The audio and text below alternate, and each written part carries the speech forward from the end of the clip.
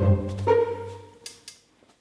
you guys, it's Dana and it's Tuesday, so it's time to talk about money. And today I wanted to talk about zero-based budgets and a zero balance bank account and how they don't necessarily go together.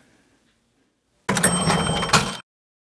right, so a zero-based budget is assigning every dollar that you have coming in a purpose.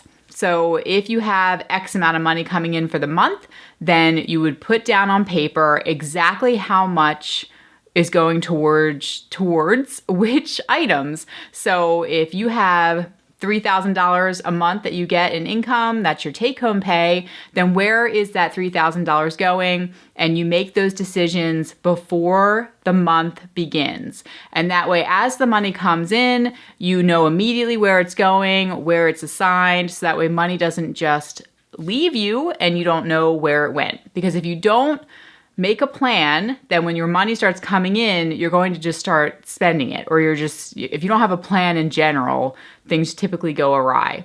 So you want to have every single dollar that's coming in have an assignment. However, that does not mean that your bank account will go down to zero because you think, well, I'm assigning every single dollar a purpose, an assignment, a job, it's going somewhere. So then if I have $3,000 coming in, $3,000 is going out. But then your bank account, you would think, goes down to zero, right? You might be thinking that. Some people do think that. That's what they think. But no, you don't want your bank account to go down to zero because that is obviously scary and leaves a lot of room in there for things to bounce, overdraft fees to be assessed. I believe banks, that's one of their number one ways of making money is from overdraft fees, from people overdrawing their account. So you don't want to be doing that. You don't want to be giving money to your bank. It's stressful. It's upsetting. I have done it multiple times in my past. I remember leaving work in tears, having to borrow money from my mom to drive to the bank to put the money in because my account was overdrawn. This was years ago, but I remember it like it was yesterday. It was so upsetting, and you don't want your account balance to drop close to zero. That's definitely not something that I would recommend. So you're probably thinking, well, what the heck? I'm trying to do a zero-based budget so that every single dollar that comes in has a name. I'm sorry, the air conditioner popped on. I didn't even know it was on. Let me turn it off. Oh, really? Now my phone's ringing. Where was I? Okay, so I don't even know where I was. So zero-based budget, right? You're assigning every dollar a name. So what are you supposed to do then? So you need to have some kind of padding in your bank account.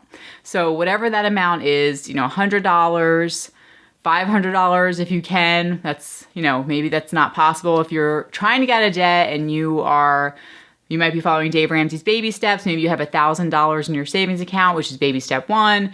And then baby step 2 is trying to get out of debt. You're doing a zero-based budget. So maybe $500 padding. Or you could put your savings account, if you have your emergency fund, your $1,000 emergency fund in your checking account, as long as you're careful that you're not going to spend it.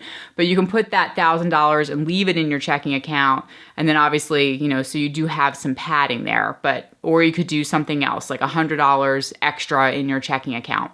But whatever that amount is, it's up to you and your partner to decide that and have some kind of extra money sitting in your account so that you don't go down close to zero as you're assigning out every dollar. So that's very important, and it's something to think about. And if you are in your head thinking it goes down to zero, that might not be working for you. Most likely it's not working for you because you don't want your account to ever go down to zero. That's just really, really risky, like I said. All right, so I wanted to make this video today to talk about that because I do think that people get confused when they hear about zero-based budgets. I did a previous video talking about that, about zero-based budgets. If you'd like to watch that video, I'll link it up. And if it's your first time here, be sure to subscribe. I'm here every single Tuesday talking all about money. And I am a mother of 4. We're a family of 6, and we live in the Philadelphia area. And I'll talk to you guys next week. Okay, bye.